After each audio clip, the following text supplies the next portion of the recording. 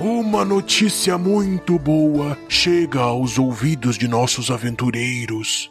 O guardião havia dito que a cidade mais próxima estava mesmo próxima. Bastava seguirem uma pequena trilha.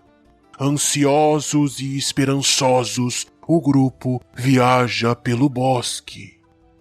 É noite e o vento bate forte na copa das árvores, sussurrando arrepios. Sapos e grilos parecem disputar um duelo sonoro. De repente, a floresta respira fundo e tudo silencia. Alguém está vindo e não percorre a terra. Tiamat olha para cima e vê um homem com asas enormes, de penas rajadas de vermelho saindo de suas costas e uma armadura dourada a cortar o brilho das estrelas. Aquele ser alado começa a descer e num pouso suave para em frente aos aventureiros. O bardo então segura sua viola e inicia uma inspirada cantoria.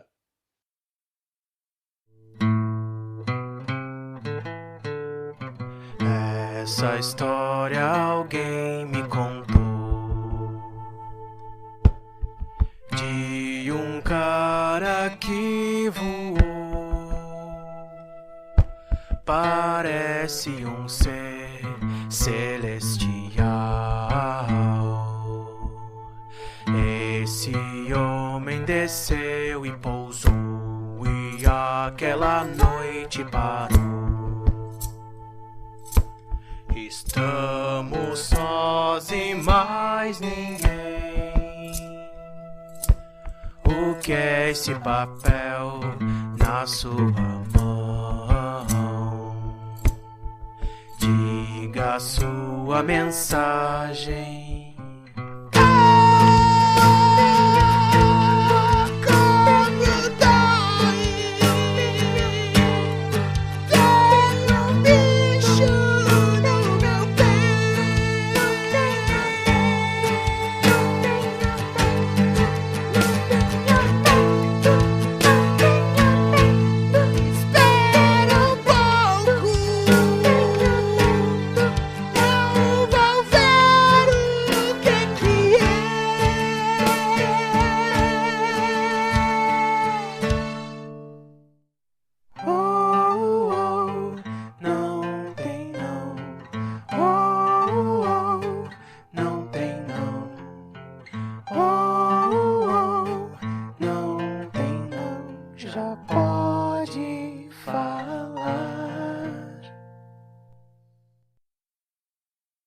O homem alado se apresenta como Ediel e diz ser um sangue celestial, responsável por escrever sobre os eventos mais importantes do mundo. Ele abre um pergaminho, enche o peito e sentencia a seguinte declaração: mantenham a calma e sigam adiante. Logo em seguida, ele brande suas asas, voa para os céus e some na escuridão da noite. A floresta, então, volta a respirar. Seria aquilo algum sinal?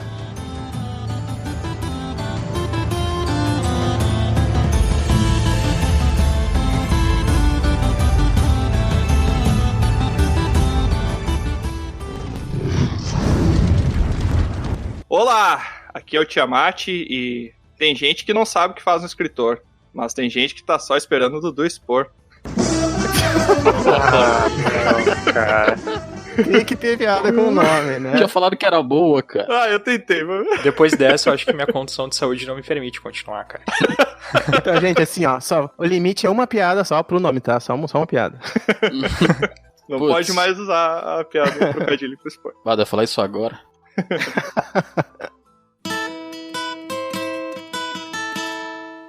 Olá, aqui é Troá, o bardo, E eu queria agradecer aqui esse cara. Olha, não foi fácil, mas ele vai participar com a gente. Eu tô muito feliz de ter a sua presença aqui hoje, Baldur.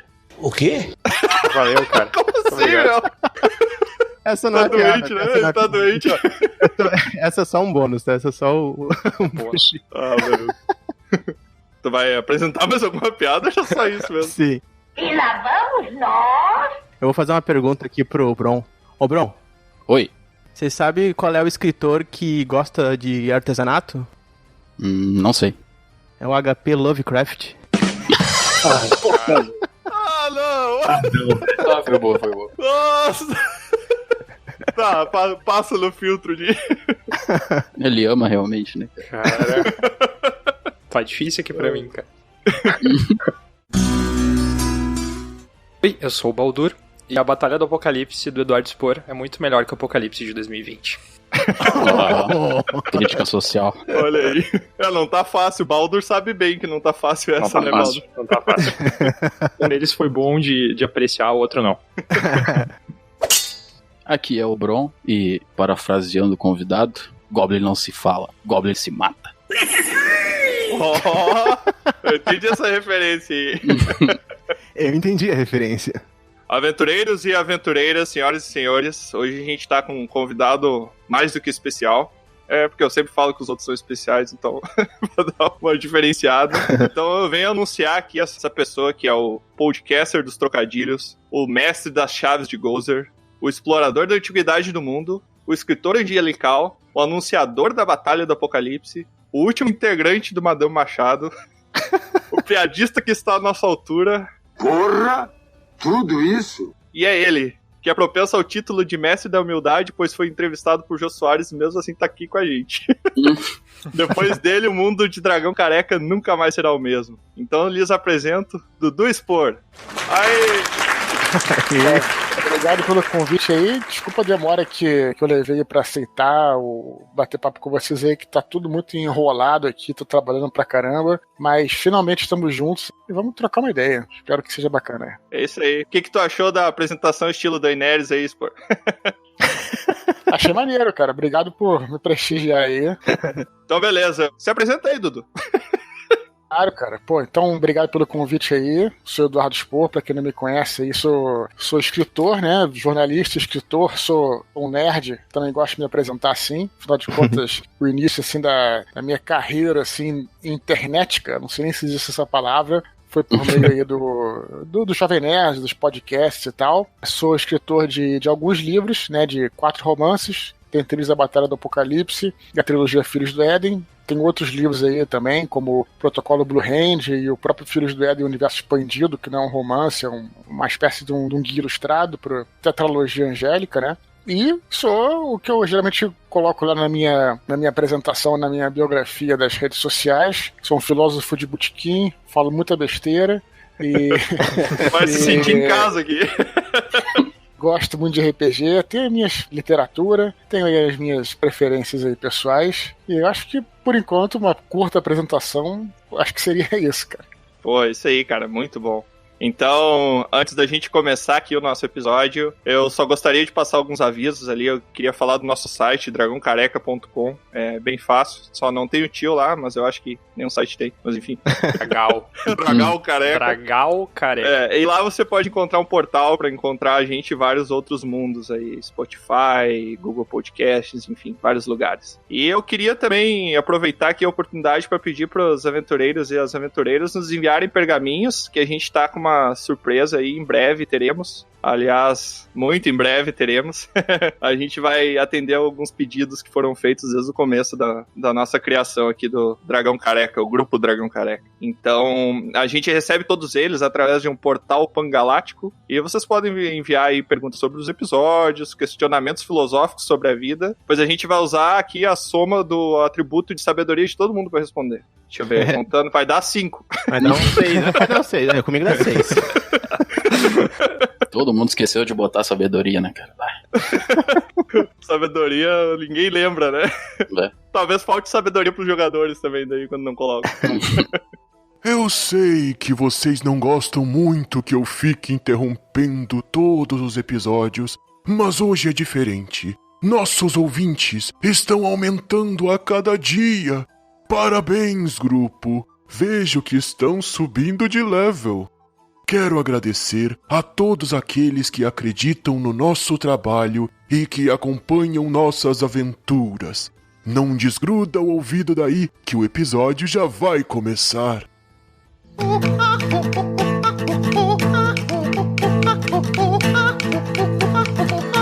Muito bem, então, Dudu. Começando a nossa entrevista aqui, eu vou te fazer a primeira pergunta, que como o nosso episódio hoje é sobre a profissão escritor, eu me sinto na obrigação de perguntar, Dudu, o que faz um escritor? Óbvio. Essa pergunta é até filosófica, porque você quer tentar entendê-la. Você quer dizer o que faz o escritor no sentido o que torna a pessoa ser um escritor ou qual é o dia a dia do escritor, o que ele produz? Eu acho que essa pergunta ficou um pouco dúbia. Eu posso responder as duas coisas, dependendo do que você preferir. Não, é mais sobre a profissão mesmo, escritor. O que faz no seu dia a dia, na profissão escritor? Cara, é uma boa pergunta. Pra falar a verdade, ela é excelente, porque muitas pessoas têm uma visão um pouco glamourizada do escritor, né, do autor, achando que é só aquilo que você vê quando você é o leitor, né, você só pega ali o livro e de repente tem uma ideia que o cara não trabalha muito, às vezes trabalha à noite quando acorda e num chalé meio suíço, com a neve caindo, e fica lá durante um tempo dormindo a maior parte do tempo, bebendo seu vinho. Esse sou eu. O glamour das noites de autógrafo, né? Mas na verdade, assim, a verdade é muito diferente. E eu acho que é por isso que muitas pessoas, às vezes, têm vontade de se tornar escritor e muitas vezes desistem no meio do caminho. Porque tem essa visão glamourizada, mas na realidade, cara, você escrever um livro, seja um conto, dependendo do que você for fazer, é muito, muito trabalho. Né?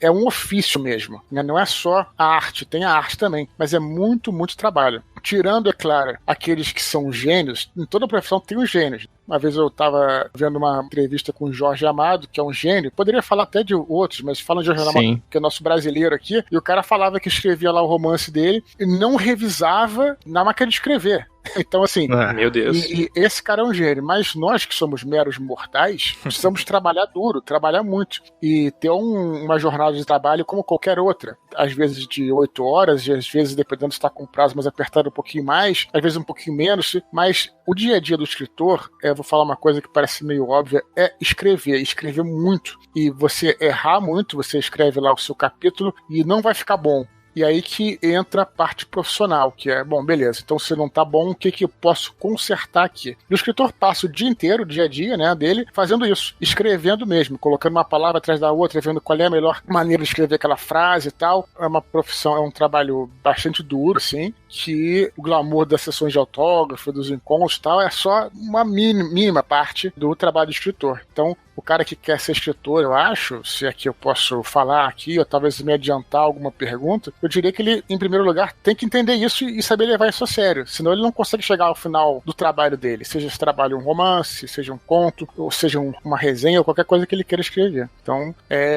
acho que eu dei uma resposta mais profunda do que você esperava.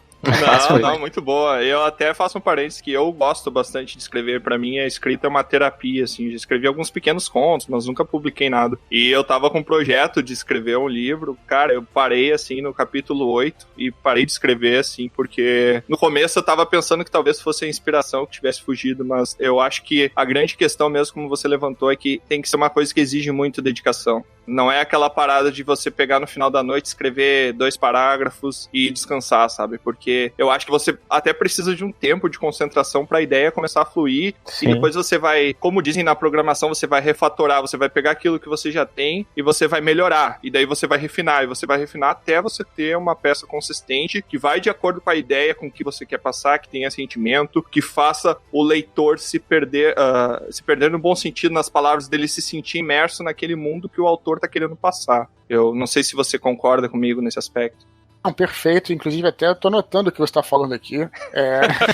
Você acabou de falar uma coisa que até me deu um assunto aqui para mais uma. Eu tenho um canal no Telegram, né, naquele aplicativo Telegram, né? Sim. Onde volta e meia eu jogo uns áudios lá e faço umas coisas, e eu achei isso muito interessante que você colocou, que é a escrita como uma terapia. A gente acha assim que, o cara de repente, nem todo escritor também precisa escrever para ser publicado. A escolha é sua. Exatamente. Se você também quer escrever, e tudo bem, que escrever como uma forma de terapia, tá ótimo. No entanto, eu diria o seguinte, que mesmo assim, é preciso ter um mínimo de dedicação para você chegar ao final daquilo. Beleza, se você não tem muito tempo, também não precisa planejar uma trilogia de cara. Vai e escreve um conto. Não que o conto seja menor ou uma forma menor de literatura, não é isso, mas que o conto é mais curto. Então, se você planejar escrever 15 páginas, mas eu diria assim, mesmo uma questão de terapia, escreva e tente chegar ao final, porque vai ser terapêutico você conseguir fechar esse ciclo. Né? Pode ser até pior, não pior, mas claro que você tem que tentar, mas não completar o negócio. Se você escrever para você, vou escrever um conto de 15 páginas, começar e terminar, aquilo é terapêutico, como qualquer coisa. Vai lá podar sua arvorezinha bonsai como forma de terapia, vamos chegar até o final, vamos concluir esse projeto, esse trabalho, ou qualquer coisa que seja, mesmo como uma forma de terapia, né? Sim, então eu diria isso.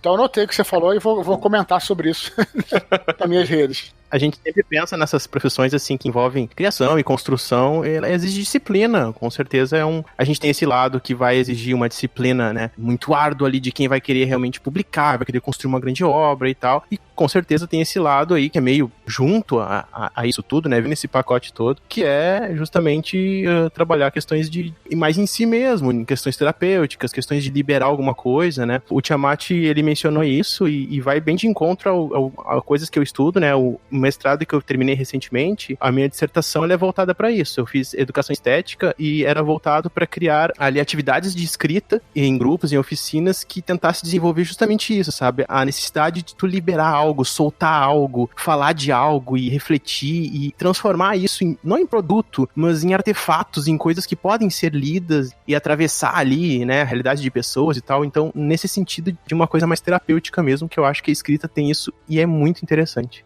Com certeza. Eu tive uma experiência com escrita também no ano passado. Eu tive a oportunidade de fazer um curso de escrita criativa que basicamente ensinava a gente a escrever contos, de modo geral, assim, os fundamentos de como escrever. E dava muito trabalho. E às vezes a gente escrevia um conto que tinha 2 páginas e isso dava muito trabalho. Escrever, reescrever. E parece às vezes que as pessoas têm a ideia de que quando querem começar a escrever, já querem escrever um romance de 500 páginas, famoso, e publicar milhões de cópias. E isso não é uma realidade. E o meu principal objetivo de buscar esse curso de escrita, além de fazer uma coisa diferente, era uma coisa que vocês ainda não citaram, que era me tornar um leitor melhor. E eu acho que depois que eu fiz o curso, que eu aprendi a escrever mesmo que os pequenos contos, aprendi a valorizar as ideias, a entender os elementos e a enxergar coisas que antes eu não enxergava na hora de ler uma obra de uma outra pessoa. Então eu acho que só o fato de tu praticar de forma amadora isso, além de ser terapêutico, ainda agrega muito pra pessoa, porque te dá uma capacidade interpretativa que tu não ia ter antes sem conhecer esses elementos. Então, né, quem tem interesse, tem a oportunidade de estudar um pouco de escrita, eu acho que é uma coisa bem interessante. Tem uma galera que até se posiciona contra isso, né, assim, dizendo que esses cursos de escrita podem tirar uma certa essência artística e tal. Eu discordo totalmente, deixando bem claro que eu acredito, antes de tudo, que cada um faz da maneira que quer. Se tá funcionando, tá ótimo. Se tá funcionando pra pessoa, tá ótimo. Mas eu discordo totalmente. Eu também acho que é muito instrutivo e melhor que você tenha essas ferramentas de escrita, né? Você estude, porque ali, como se você conseguisse abrir, por exemplo, um relógio quebrado e identificar qual é a roda dentada ali que tá faltando. Então, às vezes, você tem uma boa história, tá tudo ótimo, mas tem uma coisa ali que não tá legal. E quando você tem noção dessas técnicas, você consegue saber e trocar ali e a tua história volta a caminhar, né? Volta a rodar, aquele teu relógio volta, você consegue dar corda nele. Então eu, pelo menos, acredito nisso. Conhecimento sempre é bom. Sim. Não vai te dar nenhum problema. Com certeza. Deixa eu só fazer um parênteses. Eu acho muito interessante pela carreira do Baldur, né? Que ele é doutorando em matemática, ele foi de contos pra contas, né? Poxa, eu achei que ia ser um comentário incrível. Doutorando em matemática. Mas há uma coisa que eu faço há muito mais tempo que matemática. Exatamente. Eu sou mestre de RPG há muito mais tempo do que sou matemático, então... Isso aí. Esse então me mestrado é mais por antigo. Histórias. Exatamente. Então... Eu falei no sentido terapêutico, porque pra mim realmente funciona como uma terapia, sabe? Eu não sei, eu desenvolvi... Porque as pessoas, às vezes, quando elas estão muito angustiadas, elas ou comem, ou precisam conversar com alguém, eu escrevo. E às vezes eu tô muito angustiado, eu escrevo um texto tentando externar a sensação que eu tô sentindo. Por isso, a maioria dos meus textos são bem tristes, eu diria assim. O Troá, que conhece mais as coisas que eu escrevo, ele talvez possa concordar comigo ou não. Mas... quando eu termino, eu não me dou a pretensão de fazer um texto bom, um texto excelente, um texto que eu quero mostrar para as pessoas, mas quando eu termino, eu tô me sentindo melhor. Parece que eu consegui extrair aquele sentimento, guardar ele dentro de algumas palavrinhas ali, e quando eu terminei, a minha terapia acabou. Eu tô me sentindo uma pessoa mais leve, tô até mais feliz, então, para mim, ele funciona no sentido de terapia mesmo da palavra, né? Ele funciona exatamente como aquilo. Ele me faz eu me sentir uma pessoa melhor quando eu escrevo e eu externo alguns sentimentos ruins na palavra. Não, se acrescentar que meu terapeuta falava a mesma coisa, né? Porque eu fazia terapia. Dizia que os escritores eram fáceis de analisar porque ele justamente colocava... Mesmo quando escreve ficção, porque a terapia é isso, né? A terapia, vamos dizer, quando você vai a um psicólogo e tal, pelo menos nessa linha freudiana, é você falar dos seus problemas. Tem até uns caras mais radicais, né? Eu não sei tanto de psicologia, mas os caras mais radicais que eles, inclusive, defendem que você não deve nem falar nada com o paciente. Você deixa o cara falar. Deixa o cara falar. Meu Deus. Deixa o cara falar. Tudo bem, cada um tem a sua coisa. Mas, de todo modo, a ideia freudiana é o cara poder falar sobre os próprios problemas. Na medida que ele vai externalizando, o terapeuta fica com uma bússola ali, mas é ele que resolve os próprios problemas. Não é o terapeuta que vai falar nada pra ele, né? Sim, então, claro. De certa forma, você tem toda a razão. A maneira como você tá, claro, externalizar não vocalmente, mas que seja através do texto, eu acho que foi o que ele disse, ajuda. Os escritores que ele tratava lá, pelo menos, tinha essa facilidade aí. E daí fica a pergunta, será que quando você lê um terror, será que o autor naquele momento ele tava com medo de alguma coisa, usou como inspiração? Ou será que pode não ter nada a ver? Será que o Stephen King, na verdade, ele é um medroso? Vai sabendo. Eu acho que... eu não sei dizer, né? Acho que varia de caso para caso, mas à medida que você está falando de um profissional, né? O profissional, ele realmente não faz parte você trazer algo... Claro que você pode acrescentar experiências pessoais, não é bem assim, mas sim, você não precisa conhecer todas as experiências que estão sendo escritas para você escrever sobre aquilo, né? Você pode correr atrás, pode se informar e tudo mais. Né? Envolve muita pesquisa, né? Obviamente dá pra perceber, até pelo seu livro A Batalha do Apocalipse ali, que você deve ter pesquisado muito pra conseguir chegar... Tem muito embasamento. Tem muito embasamento. Você tenta trazer muitas coisas que fazem, eu acho que dá uma imersão maior ainda, né? Como, por exemplo, se passa no Rio de Janeiro, então dá uma imersão pro brasileiro que tá lendo. Olha, aqui, ou, por exemplo, a gente mora no Sul, mas é aqui perto, sabe? Isso, né, dentro dessa história aconteceu aqui perto. Parece que a imersão aumenta quando tu tem mais embasamento, né? Porque tu é capaz de passar mais a big picture, a figura que você tem dentro de sua mente para as páginas. Concordo totalmente. Inclusive, tem um livro do Stephen King, que não é um romance, na verdade, chama Sobre a Escrita, né? E ele fala sobre isso. Ele tem uma parte lá que ele diz que às vezes você tá assim, muito sem saber o que escrever e tal, tenta escrever sobre alguma coisa que você sabe muito. Então ele cita um autor que eu não vou lembrar agora, que o cara fazia alguma coisa, cara, que eu também não vou lembrar agora. Ele falava assim... Olha só, mas o cara, ele escreveu um livro, mas era sobre esse assunto, ele sabia tanto sobre o assunto, que realmente foi uma coisa, maravilhosa. Ele falou, por causa disso, tal. De repente, até o seu primeiro livro, para começar, tenta escrever sobre algo que você vai pesquisar, mas que você já goste bastante. No meu caso aí, o Batalha foi um exemplo disso também. Sim, muito legal. Eu também tô curioso sobre a outra interpretação da pergunta do que é um escritor, o que faz um escritor. E se você pudesse falar um pouco disso, eu acho que seria bem legal também. Olha, eu acho que é a vontade de contar uma história. Eu sempre tive isso, pelo menos, e eu acredito que muitos daqueles escritores que eu conheço têm essa vontade. O Leonel, você deve conhecer o Leonel Caldela? Sim. Falava... Conterrâneo aqui da terrinha. Falava que o professor dele, de escrita, Assis Brasil, ele fez um curso excelente com Assis Brasil, um grande professor de escrita, né, de ofício de escrever. O Assis Brasil falava justamente isso, que o escritor, ele tem um bicho carpinteiro. Ele falava isso, né? Que você não consegue ficar... Você tem que... O que leva uma pessoa, né, a escrever, a sentar diante do computador e escrever? E tem um texto, vai ser difícil de encontrar agora, do Ray Bradbury, também um escritor de ficção científica antigo, um texto muito bonito em relação a isso, que ele também fala dessa paixão que ele tem pela escrita e tudo. Então, eu acho que o escritor, ele, antes de tudo, ele tem que ter essa vontade de contar uma história, né, de falar essa história, e precisa se empenhar nisso. E não é fácil, especialmente quando se trata de literatura, porque a literatura, diferente do cinema, por exemplo, até mesmo do quadrinho, de forma alguma diminuindo nenhuma dessas mídias, mas a literatura, ela é pura e simplesmente texto, né? Ela não tem nada pra você. Então como é que você transforma algumas linhas de tinta numa criatura viva, né? Botar um personagem. Cara, isso é quase que algo meio mágico, se você pensar bem. Tem gente que quer fazer isso bem, porque a gente não para pra pensar sobre isso, mas realmente transformar uma palavra, um nome em um ser vivo é algo que requer muita concentração e empenho, né? Sim, com certeza. Quando você percebeu que queria ter a profissão de escritor, não sei nem se chegou a algum momento assim, eu quero ser escritor, ou só aconteceu, ou teve algum momento assim que te deu esse estalo? Como eu tava falando, eu sempre tive essa vontade de contar histórias, né? E era uma parada que, realmente era esse bicho carpinteiro que o Assis Brasil falou. Cara, tinha muita vontade de criar criava histórias na minha cabeça, mas como é que também vou transmitir isso para as outras pessoas, né? Que também tem isso.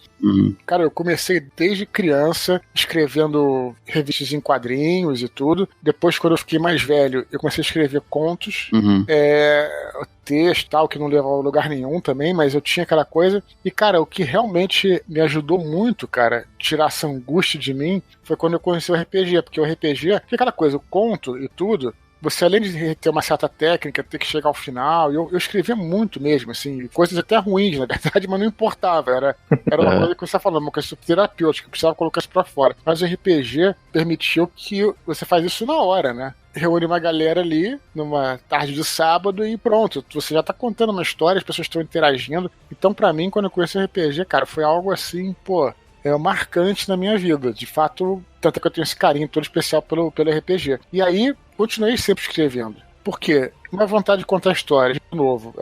Poderia ser através do desenho, mas eu descobri que eu era muito ruim em desenhar.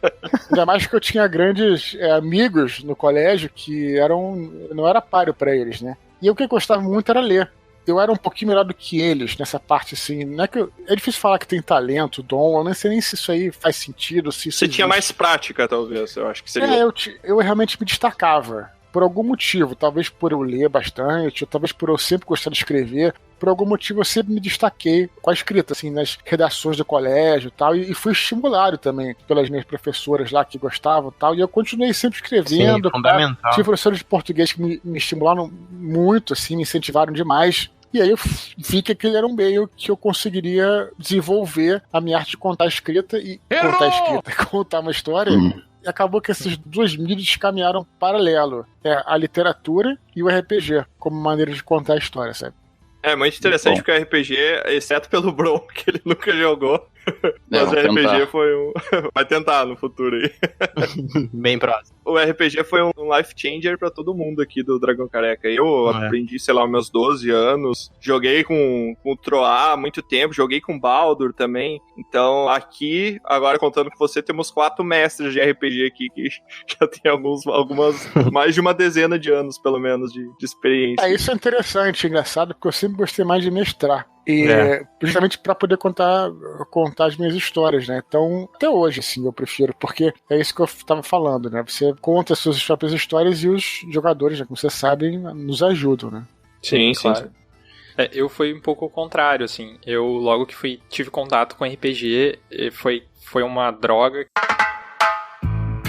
que me enfiou muito rapidamente. E aí eu queria mais RPG, e ninguém queria mestrar, então eu me tornei o mestre, e daí eu meio que aprendi a gostar muito de ser o mestre, mas por insistência, assim, porque eu queria muito RPG e ninguém queria mestrar. Então eu forçava as pessoas a serem meus jogadores, assim. Vamos jogar, pô. Eu já fiz toda a campanha, já tenho os dados, eu já tenho tudo, vamos jogar, sabe? E daí ele era o psicótico no canto da sala. Cara, Direto. E você? Muito. Vem aqui. Olha esse dado. Enfim, eu tenho uma coisa nova pra te mostrar aqui. O carinha do Stranger Things lá, todo mundo querendo fazer alguma outra coisa, e ele é focado. Cara, eu fiquei muito chateado com aquela cena, cara. Ficava assim, pô, o cara quer jogar RPG, vocês só precisam sentar e jogar, cara. É só isso. Os caras estão querendo correr atrás de mulheres, você não leva a lugar nenhum, só dá dor de cabeça, joga RPG que é só problema, cara. Tu nunca vai ser um herói. Os caras querendo ter uma vida social, veja só que absurdo. Mas que RPG também é vida social. Se reunir com os amigos, conversar, jogar RPG também é uma forma de, inclusive, de conhecer gente. Eu conheci muita gente Claro que é, não tenho a menor dúvida disso. Só das coisas que eu queria comentar sobre o que vocês falaram. Primeiro que eu tô nesse barco, nesse navio com vocês, né? Não tenho a menor dúvida.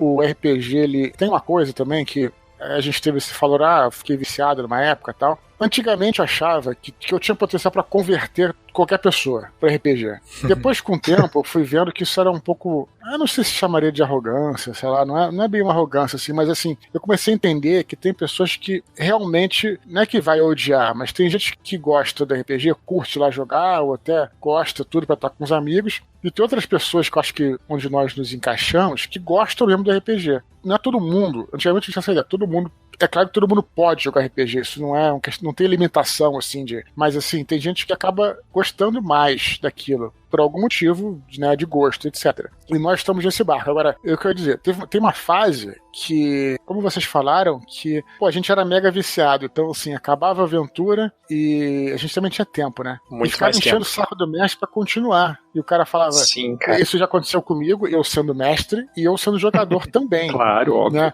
E aí, quando eu tô jogando com um bom mestre, que vê que o cara tá indo bem e tal, ou eu com alguns jogadores meus num determinado período que também estavam gostando, e chega um ponto que essa galera que gosta de jogar RPG, ela tá tão à vontade com seus personagens, o que não é fácil de acontecer também, mas às vezes acontece, que você quer viver naquele mundo. Então eu me lembro de várias situações que acabava o jogo como dizendo, e aí o cara, não quero continuar, mas já não tem aventura, não preparei calabouço de nada. Não, mas eu quero ir pra aquela cidade, vamos dar uma volta lá. E os próprios jogadores Exato. Já joguei assim, mas aí tem que ser, não é bons jogadores, mas caras que gostem muito de jogar e que tenham a capacidade dos jogadores, e eu já vi acontecer isso, alguns têm, de conduzir a aventura, né, quando você coloca ali e o cara, beleza, porque senão, né, fica chato. Tem uma hora que, na realidade, o trabalho do mestre é estimular essa galera, né? Tipo assim, botar os ganchos. Mas muitas vezes o cara, depois que acaba a aventura, o mestre não tem mais ganchos. Os jogadores, se forem bons, podem ter os seus próprios ganchos. Como é que é a cidade? A cidade tem uma arena, né, de gladiadores. Eu vou lá, não deu pra entrar, eu vou em outro lugar, entendeu? O cara vai e tem uma fase da nossa vida e quando você consegue essa simbiose aí, pode-se dizer assim, que realmente acaba ficando bem maneiro. E tem isso que você falou, vira uma cachaça, né, que o pessoal fala, né? Exatamente. E para aqueles que gostam de criar e contar histórias, né? Geralmente essas pessoas eles vão ser aqueles que vão construir um personagem já bem mais com camadas e ricos. Isso já é uma coisa muito importante pro mestre, né? Jogadores que constroem um personagem já com uma boa história, já é o começo para ser uma coisa promissora de dar os ganchos possíveis e ajudar muito na aventura. Né? Objetivos pessoais. Ele já vai querer estar disposto realmente a entrar nesse mundo, a colaborar com esse mundo, a sentir que ele faz parte também dessa construção junto com o mestre. Eu quando narro, eu sempre peço pros jogadores pelo menos 3 parágrafos de background, e eu sempre procuro, por mais que eu já bole alguma história, alguma linha que eu quero que o jogo siga naquela linha, eu pego o background dos jogadores e eu coloco na mesa, sabe? Quando o cara tá com preguiça ou não tem uma ideia e fala, minha família foi assassinada, tô atrás dos assassinos. Exato, isso que ele fala. E daí, cara, o assassino vai aparecer na aventura, cara. Eu já fui esse tipo de mestre que fica pedindo pros jogadores escreverem história, e eu não concordo com esse tipo de ideia, porque eu acho que tem gente que não gosta disso. Tem gente que joga D&D pelo combate que o D&D tem, e não joga D&D pela história. Sim, depende do perfil, né? Então eu tento dar aos jogadores que jogam comigo aquilo que cada jogador busca. Então se tem um jogador que gosta mais de história, vou tentar criar momentos narrativos pra eles. Tem um jogador que gosta mais de combate, vou tentar pensar num combate mais tático pra eles, sabe? É difícil, mas eu acho que quando todo mundo tá se divertindo e aproveitando o jogo se torna tão agradável pra todo mundo. É importante ter essa sensibilidade mesmo. E aí, às vezes, forçar alguém a escrever uma história, só a pessoa abriu a internet, botar no gerador de Lero Lero, gerar 2 parágrafos, rolar e te enviar. E tu vai ter que ler aquela porcaria ainda, que é uma porcaria que o cara não escreveu com a maior má vontade vontade, nem ele sabe o que tá escrito ali. Então é melhor deixar, tipo, à vontade, assim, na minha opinião, sabe? Tem que chegar pro jogador, por que o nome do vilão da tua história se chama Loren Y? Exatamente. É um bom nome. E agora, seguindo um pouco com a entrevista que a gente dispersou, o que você acha que foram os maiores desafios na tua carreira de escritor, assim? Quais foram as coisas mais difíceis e como tu superou esses desafios? Cara, olha só, é bem difícil de te responder porque os desafios são diários, né? Pra mim, eu vou falar até uma coisa, assim, que toda semana, geralmente eu escrevo um capítulo por semana, né? E sempre, cara, sempre que eu escrevo um capítulo, eu começo a escrever. Eu já até falei isso também nesse canal que eu tenho do Telegram. Sempre quando eu começo a escrever, é até engraçado, porque segunda-feira eu vou lá e escrevo o capítulo todo, né? Em 2 dias, na segunda e na terça, e acho que tá maravilhoso esse negócio. E aí, quarta-feira, quando eu vou olhar de novo, né? Eu vou revisar o capítulo, eu vejo que tá horroroso. E aí começa a bater um desespero, porque eu falo, pô, caramba, eu nunca vou conseguir falar isso, né? Isso tá horrível. E tá horrível mesmo, geralmente tá ruim. Aí que começa a entrar o profissional, que é pegar aquele texto, começa a trabalhar nele até que ele fique minimamente razoável, né? Pra chegar. Então, esses desafios, cara, que você tá falando, no meu caso, talvez eu dar uma resposta um pouquinho diferente do que você esperava, assim, do que você tinha pensado, mas é verdade. Os meus desafios são diários. Pra mim, realmente é um leão por dia. Eu não acho fácil escrever, e isso é uma coisa muito pessoal também. Não estou dizendo que escrever é difícil. Estou falando que, para mim, escrever, a parte de escrita, no meu caso especial, a parte da prosa de escrever é a parte mais difícil. Porque as ideias eu tenho facilmente. A trama eu consigo, realmente pensar de maneira fácil. Pra mim, a mão na massa ali de escrever, de construção mesmo. Da escrita mesmo, da prosa mesmo, pra mim, tem gente que é o contrário, que é muito mais fácil escrever, mas ele não tem problema com as pesquisas, acha chato fazer pesquisa, entendeu? Então, no meu caso, os meus desafios são diários mesmo. Só que eu fico feliz, justamente quanto mais difícil, melhor a sensação de, no final, conseguir fazer aquilo. Não tô dizendo que seja a melhor coisa do mundo, mas pelo menos eu consigo chegar até o final e acabo conseguindo, de uma forma ou de outra, completar essa tarefa, né? Então acho que foi isso. É um sentimento de orgulho, eu acho, né? De ter conseguido superar uma coisa que antes tu achava que não conseguiria. E quando tu vence essa etapa, parece que tá tudo bem e não tem como evitar sentir muito bem por isso, eu acredito. Eu acho que é isso, cara. Eu acho que hoje em dia eu acabo... É engraçado isso, e eu acho que isso é comum nos outros escritores também. Se alimentar dessa angústia, né? Assim, se for tudo muito fácil, talvez o dia que eu fizer tudo muito fácil, talvez seja o dia que eu vá parar de escrever. Porque esse desafio é uma coisa que me estimula também. Sim. Esses desafios diários. No meu caso, pelo menos. Não tô dizendo que é assim pra todos, não. O desafio precisa ser grande pra XP ser boa, né, Dudu? É claro, pô, exatamente. Olha, mas eu acho que hoje em dia, assim, olha, uma vez eu tava escrevendo, um dos capítulos mais difíceis que eu escrevi foi no Paraíso Perdido, do Filho Usado em Paraíso Perdido, que tinha uma batalha, que tem um personagem, né, que é o Ablon, né, que pra quem leu Batalha do Apocalipse conhece, uma parceira dele, que é a Star, que é um outro anjo. Eles são capturados por um bruxo. Isso foi uma parte que se passa num mundo antes do dilúvio, né? É quase uma coisa meio ereboriana e tal. É na Terra, mas antes do dilúvio, né? E aí o mago, ele ia invocar uma criatura tipo cutuliana, como se fosse de tentáculos gigantes. E aí, caraca, como é que eu vou fazer uma batalha entre os 2 anjos? Tinha 2 anjos e tinha ainda a Inanna, é uma espécie de uma... Ela é uma Lily, né? Que é um demônio terrestre, né? Também todos os 3 voavam, né? Mas aí, como é que eu vou fazer uma batalha entre os 3 caras voando ao redor de uma criatura tipo um cutulo gigante cheio de tentáculos? Como é que eu vou descrever isso de uma forma... Beleza, claro que eu não tô aí, cada um vai dizer se ficou bom ou ruim, não é essa a questão. Mas eu consegui fazer isso, né? Não sei se fiz bem, mas consegui fazer. E eu me lembro que naquele momento eu falei, pô, cara, eu tenho a capacidade, de novo, não tô dizendo que vai ficar bom, mas eu tenho a capacidade de escrever qualquer coisa. Porque, pô, depois disso, cara, sabe? Sim.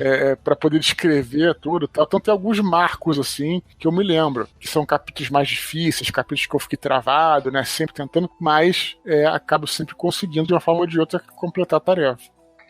Acho que essa batalha da cultura cutuliana aí seria difícil de fazer até se tivesse recurso de imagem. Não ia ser uma trivial, assim, que só diz, claro. não, é óbvio, como fazer. Acho que realmente era um desafio, tipo, um desafio enorme, né? Quando só tem a escrita pra tentar descrever, assim. Mas é complicado também, porque por outro lado, assim, tem essa coisa da visualização e tudo. Mas aí alguém pode me questionar e dizer, pô, mas e aí então você acha fácil escrever um diálogo? Não, tem diálogos que também são, difíceis pra caramba. Então, quer dizer, tem desafio por toda parte, cara, quando você faz literatura. Quando você comentou que a sensação de poder escrever sobre qualquer coisa, eu lembrei de um pequeno evento que eu tive na minha vida que... Senta que lá vem a história. Tinha ido visitar minha família, que mora no interior, e daí o Troá tinha me comentado sobre um dos desafios que ele fazia nas oficinas de escrita dele, que ele pedia pra fazer contos rápidos. Então, ter 15 minutos pra tu escrever um conto rápido, e do jeito que ficou, e depois aquilo vai ser levantado, sabe? E daí eu me desafiei a fazer um conto de 15 minutos, e daí veio o ponto que falou de escrever como... Eu escrevi o nome do meu conto, é A Vida do Pão. Não é sobre um pão, eu juro. É mais filosófico do que a vida de um pão, mas ficou bem legal, bem engraçado. Como é bonita essa história. Porque você foi forçado, a gente às vezes fica travado, e quando o cara te força, não escreve, e não pensa muito na qualidade. E é assim que eu trabalho. What the fuck? Calma, pra galera não ficar assustada. Eu não penso na qualidade no primeiro momento, né? Naquela primeira vez que eu escrevo. Aí depois sim, eu vou consertar, vou trabalhar. Mas se você pensar em tudo ali, não tem que ser o melhor capítulo já escrito na história da humanidade. Tu nunca vai sequer botar uma letra na parada. Entendeu? Pois é, é muito massa. Eu enfrentei esse problema quando eu comecei a tentar escrever no curso de contos, que eu não queria escrever antes de achar que a história estava perfeitamente formulada na minha mente. E aí, obviamente, isso não funcionou, né? Eu tive que mudar o método, porque era impossível de conseguir fazer aquilo funcionar antes de ter pelo menos um rascunho e ir melhorando aquele rascunho. E ainda assim ficar ruim. Mas, tipo, fazer direto, assim, com a melhor coisa que tu vai conseguir, impossível. Não sei se alguém consegue fazer esse tipo de coisa, a não ser que nem foi comentado, assim, um gênio de literatura, né? Mas... existem métodos, técnicas, que acabam tentando desenvolver justamente isso. A própria ideia de escrita inconsciente, que vem lá dos surrealistas, e é um pouco ali da pintura e desenho, mas também funciona na literatura, é um pouco disso, é tentar liberar ali no papel de um modo quase que terapêutico mesmo. Você escreve ali, entre aspas, inconscientemente, como se você cuspisse, e a partir daquele cuspe, você percebe que tá muita coisa incrível, você vai mexendo, daqui a pouco ali tem um insight, uma coisa ou outra, e tem muita gente que funciona assim, né? Tem umas técnicas aí de tu poder liberar de um modo muito rápido, e a partir dali tu trabalhar e conseguir estruturar, né? Existem muitas coisas nesse sentido também. Claro que nem todo mundo gosta disso, algumas pessoas gostam já de colocar ali um esquema de personagens e pensar já o que quer, e toda a obra, todo o alicerce já antes da casa, mas muitas pessoas já pensam em várias casas deformadas antes de imaginar a casa. A gente tem que ter realmente essa humildade de saber que cada um tem o seu processo, né? Se tá funcionando pra você, é uma coisa que cada um tem seu trabalho, seja na literatura, seja em qualquer campo, na verdade, né? E a gente tem que saber respeitar. Tem lembrei agora só que tem um programa, ou era um site que tinha, não sei se vocês chegaram a ver isso aí, chama Write or Die, se eu não me engano, que você escrevia e ficava um tempo rodando a parada, sei lá, 15 minutos, sei lá, meia hora. E se você não terminasse a quantidade de toques, no caso, né, até aquela meia hora, ele apagava o texto inteiro. Nossa, legal. Não vou falar disso, não. É Write or Die, era o negócio. Mas é claro que isso aí não é pra você trabalhar assim, mas é um desafio, é um exercício. Exatamente. É um exercício, né? Claro. Se eu participasse, se eu entrasse nesse site, aí o meu texto ia ser a palavra ansiedade repetida várias vezes. De repente isso já é uma coisa boa, né? Pode funcionar para algumas pessoas, né? Então, Eduardo, o que tu considera ter sido fundamental para o sucesso de A Batalha do Apocalipse? E uma coisa meio linkada, uma outra pergunta também, se tu lembra qual foi a primeira crítica sobre isso? Crítica, no caso, o comentário ali, o feedback, né? Tem um link entre os dois. Não vale dizer que o sucesso fundamental da Batalha do Apocalipse foi os leitores terem comprado, né? Que é verdade. Que é verdade. Não, olha, realmente, pro autor, cara, assim, não tô querendo fugir da pergunta, não, eu vou responder. Mas é muito difícil avaliar, cara, porque você nunca escreve, enfim, cada um na sua, mas pelo menos nunca escreve pensando, assim, que vai ser um sucesso. Geralmente, quando você escreve pensando no sucesso, geralmente dá errado, né? Quando você escreve meio que, né, fazendo o melhor que você pode, tentando colocar a tua alma ali, teu sangue ali, aí a coisa vai melhor. Mas em geral, eu diria que qualquer obra assim que tenha um mínimo de projeção e tal, eu acho que ela é aquela obra que traz algum elemento novo. Não vou dizer novo, tá? Mas diferente. Uhum. Então, assim, se você, o que tem de diferente naquela obra? Porque tudo bem você escrever algo que é parecido com outra coisa, tudo bem, mas quando você coloca o que é o diferencial dessa parada aqui? Eu acho que o Batalha, ele tinha alguns diferenciais. Eu não sei dizer todos, mas se passar no Brasil, eu acho que só isso não é um diferencial, porque tem muitas outras histórias. O próprio André Bianco, a gente fala muito sobre ele. Sim. Também era um editor de literatura fantástica no Brasil. Muitas histórias fantásticas se passaram no Brasil, então não é bem isso, mas alguma coisa ali que acho que só os leitores podem dizer que era diferente de tudo. Na arte, é muito bom você fazer essa mistura, essa mescla de tudo e surgindo alguma coisa nova. O Ablon, por exemplo, ele é uma mistura daqueles anjos dos Anjos Rebeldes com os Cavaleiros do Zodíaco, com a mitologia braco-cristã, sabe, entendeu? Então tinha uma coisa diferente naquele personagem, né? Era um pouco Maximus do Gladiador, um cara meio veterano e tal. Ao mesmo tempo ele tinha os poderes dos Cavaleiros do Zodíaco, sabe? Então, assim, e quando você pensa assim, friamente, é óbvio que parece uma salada bizarra e horrível, mas aí tá na mão do criador, do autor, conseguir transformar toda essa mistureba aí, fazer essa alquimia em algo aí, né? que no final acabe ficando legal, né? Então talvez seja o diferencial que a obra tem, e alguns diferenciais que a obra tem. Sim. Então acho que talvez tenha sido por aí, sim. Mas é difícil dizer, cara, realmente, porque para cada leitor é diferente também, né? Sim, sim. Uhum. E lembra qual foi a primeira crítica? A primeira crítica, mas crítica no sentido ruim ou boa? Ou indiferente? Não, em qualquer sentido. Primeiro feedback seu. Até tentei linkar os dois, que de repente tu tinha percebido, assim, o cara veio e falou que... Não, o primeiro feedback acho que foi justamente do nosso querido Azaghal, né? Que foi um dos caras que... Foi o primeiro cara que leu o livro inteiro. Olha. E também foi um cara que me incentivou. Isso antes de Jovem Nerd, antes de qualquer coisa. Sim. Ele leu o livro, né? O cara que chegou ao final do livro, que não é fácil também ler o livro encadernado de um autor que... Quer dizer, ele me conhecia, mas não como autor, né? Então, assim, sem conhecer muito, né? O autor e letras pequenas. É difícil, assim, sabe? Tipo, o cara chegou, ele leu, chegou até o final, gostou, e aquilo me incentivou muito. Eu me lembro do dia que a gente foi lá para um café e eu anotei tudo que tinha falado, sabe? Então acho que foi a primeira crítica realmente sólida que eu tive. Falou coisas ruins também, mas sim, a primeira crítica sólida que eu tive aí.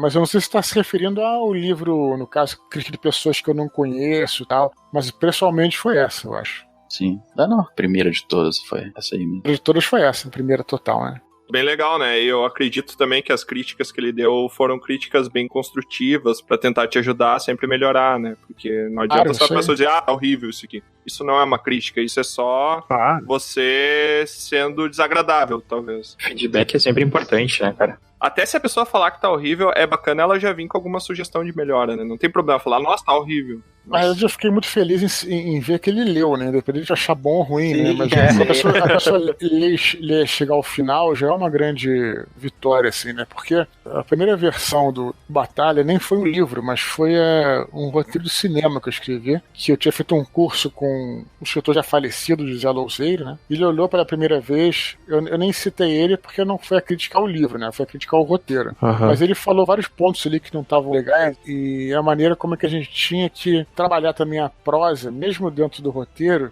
de maneira que a pessoa conseguisse acreditar naquilo. E aí, o fato de eu ter conseguido que a pessoa realmente chegasse ao final, porque tem coisas que você não consegue sequer ler. E às vezes nem é porque é ruim, mas é porque a maneira como a pessoa está escrevendo, às vezes a pessoa escreve bem, mas tá maçante. Você tá entendendo? Então, você encontrar esse equilíbrio, pô, cara, pra mim foi uma grande vitória já.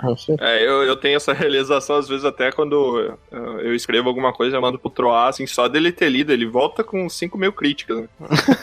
Mas só dele ter lido, eu já acho que valeu muito a pena. Ler, né? Isso, isso é uma coisa que o artista, do modo geral, que ele cria alguma coisa, tem. Imagina, ele colocou no mundo algo e alguém apreciou, alguém participou daquilo. Isso é uma coisa, né, um sentimento que é indescritível. Quando tu cria alguma coisa e alguém... A pessoa dedicou um tempo da vida dela pra contemplar uma criação tua. Isso eu acho muito bacana, né? E a escrita, mais uma vez, né? A gente não tá falando de uma... óbvio que não vou estar questionando aí valores de artes e todos os tipos de arte. Eu também, como ilustrador também, eu percebo que é uma outra ideia, mas tentando colocar tudo no mesmo pote, né? Quando a gente cria algo, vamos supor, uma música, tu tem um tipo de envolvimento, né? Uma ilustração que alguém demorou ali alguns segundos pra ver, mas uma escrita, mais uma vez que o Eduardo já falou, né? Que são códigos que tu vai decodificar, tu vai ter todo aquele tempo de construção, é um outro tempo, é uma outra velocidade, é uma lentidão, é uma outra coisa, então é um envolvimento que realmente quando a pessoa lê, você fica, poxa, né? Muito agradecido, é uma sensação muito boa mesmo, muito gratificante. Falando uma coisa mais técnica, assim, né, em relação ao mercado, como é que tu percebe hoje o mercado literário brasileiro? Tu acha que tem bastante espaço para obra independente, assim, tanto no meio físico quanto virtual? Como é que tu vê isso? Com certeza, olha, na minha época, ou melhor, eu vou falar da época de um amigo meu, o próprio André Bianco. A gente vivia, no caso, numa outra época, antes da internet. Ainda já tinha internet, mas era muito precário. Até quando eu comecei a escrever o meu primeiro livro, quando o Bianco publicava, também era no começo, ele precisava ir de livraria em livraria e fazer os seus contatos. Então ele tinha esse negócio.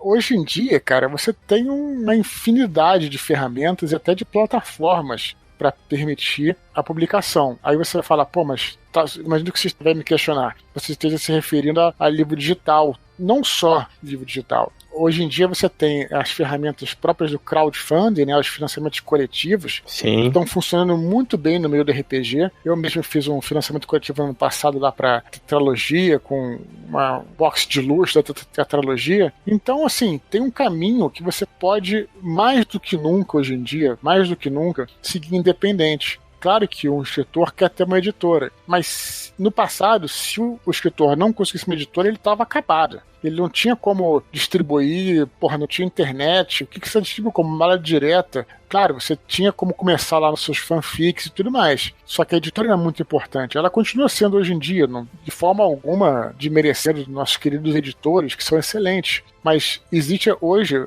cada vez mais, essa maneira de você publicar independente. E aí as coisas vão caminhando. Publica primeiro num blog, depois tem o Wattpad.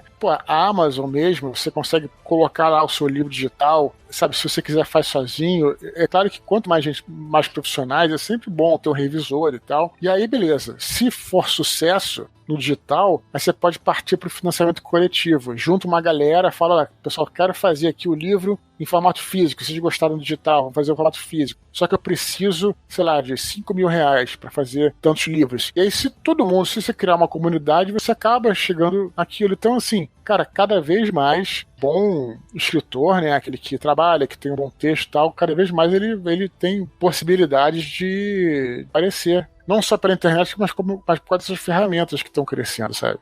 Sim. Não é uma porta se fechando, né? Mas sim várias portas abrindo, né? Eu acho que você pode usar essas ferramentas todas que não tinham no passado para chegar a isso. E aí, beleza, você fazendo isso, grande chance daí sim as editoras te chamarem, porque foi o que aconteceu comigo.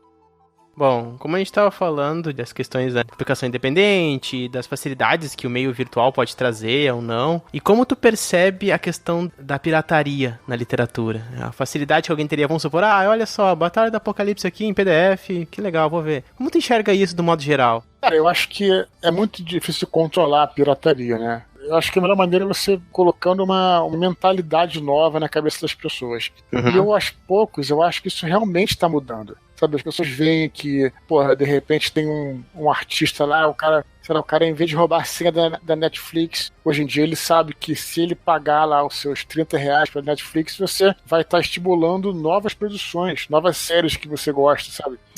Então, assim, não, vale a pena, né? Se você tem um preço que é razoável, vale a pena. E como a maioria dos meus livros, né, tem preços que são realmente razoáveis. Você pensar que, o autor levou 2 anos para escrever aquele livro, contando com pesquisa, e é uma coisa que você vai ler às vezes tem que ler um dia também, tem esses malucos, né? No bom sentido. Sim. Mas é uma coisa que vai te acrescentar e tal. E você pensar, por exemplo, que no Rio sai pra tomar uma caipirinha. Uma caipirinha é R$20, às vezes você comprar um livro por 40, sabe? Eu defendo muito isso, cara. Um preço justo para um produto que vale a pena. Então, acho que essas coisas todas, a gente conversando, a gente se posicionando assim, aos pouquinhos é a melhor arma contra a pirataria, pra galera conseguir ter essa noção, cara. Que se o cara quer continuar tendo um bom produto, ele também tem que colaborar. E não tem nada de errado você comprar um livro ou comprar alguma coisa que você gosta, né? Então, se todos prateassem, não teria aquele produto, né? Ou então teria produtos de qualidade muito mais baixas. Então acho que a melhor maneira de lidar com isso é com conscientização, sabe?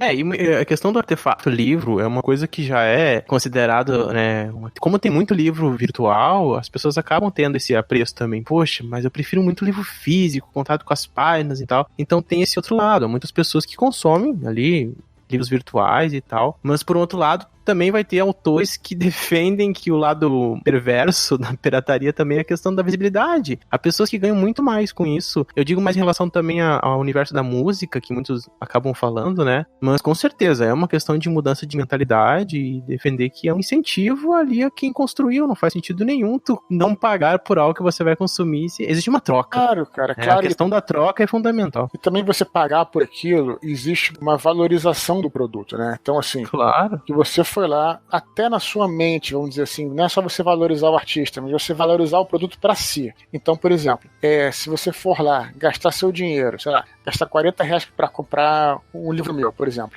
Não é caro, mas também não é muito barato. Você gastou lá os seus R$40. Então você vai pensar, pô, cara, gastei R$40 nesse livro, vou ler. Sabe, tipo, afinal de contas, gastei dinheiro nele. E às vezes, quando você consegue tudo de graça, você também não valoriza. Isso faz parte da coisa, entendeu? Sim. Tem uma história muito engraçada que tem um amigo meu que, quando ele pegou o Kindle, ele veio tirar onda, assim, pô, cara, pirateei lá, baixei 90 livros de graça e tal. Já leu algum deles? Não. Não, tô lendo o outro que eu comprei, porque, porra, eu comprei e gastei dinheiro que eu tenho que ler essa porra, né? Então, assim, entende? Então tem um pouco disso. Se tudo é distribuído de graça também, né, não existe a valorização. Né? Claro, banaliza demais, né? É claro que devem existir opções mais acessíveis. Para meus livros também, sei lá, é uma média de R$40, mas tem edições econômicas que não tem orelha, sabe? Tipo assim, que você encontra 20, por exemplo. Então, pô, realmente é muito mais acessível para alguém que tem baixa renda. Não tem problema de você fazer isso. Não tô dizendo que o livro tem que estar sempre... Não é isso que eu tô falando. Mas é preciso ter uma valorização, para você valorizar também aquele artista, aquela obra, sabe? Eu não sou muito a favor disso, de também você achar que tudo é gratuito, porque isso desvaloriza o artista e desvaloriza até o teu próprio conhecimento, eu acho, sabe? Com certeza. Um assunto até meio polêmico para algumas pessoas, mas eu sempre me posiciono dessa forma, eu acredito nisso. Muito legal. Até fazer um comentário, eu também sou desenvolvedor de jogos, né? Então, essa semana eu tava fazendo a melhor pesquisa do mundo, que eu tava pesquisando algumas referências para um jogo que a gente vai desenvolver. E a minha forma de pesquisar é jogando o jogo, né? Melhor tipo de pesquisa do mundo. Daí eu tava pesquisando um jogo chamado Darkwood, que ele é um jogo que ele custa ali na faixa dos R$30. E daí eu tava lendo sobre a história dele e os desenvolvedores do jogo, eles tinham no Reddit lá, os desenvolvedores do jogo, eles disponibilizaram o jogo para download no The Pirate Bay, de graça também. Do what you want, 'cause a pirate is free. You are a pirate. E daí eles botaram, porque tem gente que quer jogar o nosso jogo e não tem condição de comprar. Então a gente já vai disponibilizar mesmo, que já fica na qualidade boa, não sei o quê. E o mais legal disso é que tinha muito comentário das pessoas, cara, só por essa atitude altruísta de tu te preocupar com pessoas que talvez não tenham condições e que querem consumir tua obra, assim como tu falou da versão econômica, centenas de comentários falando isso, eu vou comprar o jogo. Daqui a pouco nem é o estilo de jogo que eu gosto de jogar, mas eu achei tão legal a atitude das pessoas, elas terem um pouquinho de empatia e se importarem com quem talvez realmente não é o cara que tá fazendo no mau caratismo ali, de ir lá e baixar de graça porque tá de graça e eu não vou pagar. Mas a pessoa que queria consumir e não tinha capacidade, e o desenvolvedor pensou naquela pessoa também. Então, às vezes as boas ações, elas são recompensadas. Sim, concordo, sem sombra de dúvida. Isso aí talvez seja por causa de conhecer, não só nesse caso específico, mas às vezes quando o cara conhece o autor, sabe o trabalho, é muito mais difícil de se piratear do que de repente uma grande empresa que o cara nem sabe quem é, só sabe que a empresa vai faturar o valor dela, independente disso, o cara pirateia ali. Ah, sim. Tem vários fatores, né? Tem vários fatores. Mas eu acho que a obra ser valorizada e o reflexo de tu comprar essa obra é tu mostrar também para o autor que mesmo tendo pirataria, tu valoriza o trabalho dele, tu enxerga que o trabalho dele vale, sabe? Que não é uma coisa de graça. Tu enxerga o esforço da pessoa. Não só pra literatura, eu tô falando aqui, claro, pra qualquer produto. Né? Uhum. Sim. Mas especialmente literatura, é até interessante falar sobre isso, só rapidamente, porque tem essa percepção generalizada, e que a gente trabalha para mudar isso, de que o escritor vamos dizer assim, é bem engraçado, assim, porque engraçado, mas é um pouco trágico também. é comum, por exemplo, nem falando dos livros em si, mas, por exemplo, em eventos. Às vezes os escritores são chamados para eventos e a pessoa não paga nada. Assim, tudo bem, depende muito da situação, mas em geral é complicado, porque, você vai chamar o autor para fazer uma mesa redonda lá. E muitos organizadores de eventos têm essa mentalidade de que, não, o cara vai lá e ele vai ficar grato, porque ele vai estar divulgando o produto dele. Mas é foda, né? Porque você pensar que todo mundo ali tá ganhando. O eletricista tá ganhando para armar o palco lá. O segurança tá ganhando para fazer a segurança. E podia pelo menos os custos da viagem, às vezes, ou o lanche, hospedagem. Sim, o cara da faxina tá ganhando pra faxinar. Aí o cara que tá no palco, no centro das atenções, ele não ganha nada. Quer dizer, essas coisas... Não faz sentido. É claro que tudo tem que ter jogo de cintura, mas assim, essas coisas são coisas que nós, como escritores, cada vez mais estamos trabalhando no sentido de valorizar a nossa arte, né? De colocar, o cara vai cobrar, sei lá, tanto pra falar no palco. Que absurdo, cara. Não é absurdo, cara. É o trabalho dele, entendeu? Então essas coisas, assim, são importantes pro público mesmo valorizar, para as pessoas valorizarem, sabe? Para as pouquinhos essa cultura ir entrando na mente das pessoas, sabe? Sim. A gente faz isso aqui no podcast, a gente sempre dá 50% de tudo que a gente arrecada com cada episódio pro convidado. Né? Exatamente. E pague em dados de RPG. É um ótimo pagamento também. E daqui a um pouco, com essa crise econômica, pode ser que a gente possa dizer que vale mais que dinheiro. Verdade. Silvio Santos. Infelizmente, né? Não sei não. Coisa Menos o dinheiro ali, ele tem 2 lados pra contaminar. Um dado, dependendo, tem muito mais dados pra contaminar. Mas em área muito menor, né, cara? Essa é uma pergunta que ela vai cobrar um pouco da memória e eu não sei se você vai lembrar, mas essa foi até uma pergunta que eu trouxe pra pauta. Pouco antes de você escrever a primeira página da Batalha do Apocalipse, você lembra qual era a sensação que você estava tendo? Era uma sensação de medo? Era uma euforia porque você teve aquela big picture e agora eu vou passar isso pro papel e vai ficar muito legal? E também depois, quando você finalizou a última página, que você viu que o seu trabalho estava pronto. Claro, tem toda a parte da edição, de fazer esse refatoramento, essa refinação do seu próprio material. Mas você lembra qual foi a primeira e a última sensação que você teve entre a Batalha do Apocalipse? O momento exato eu não vou lembrar, né? Eu acho que eu não consigo lembrar, mas eu me lembro, assim, de modo geral, o que eu te digo é que estava muito apreensivo.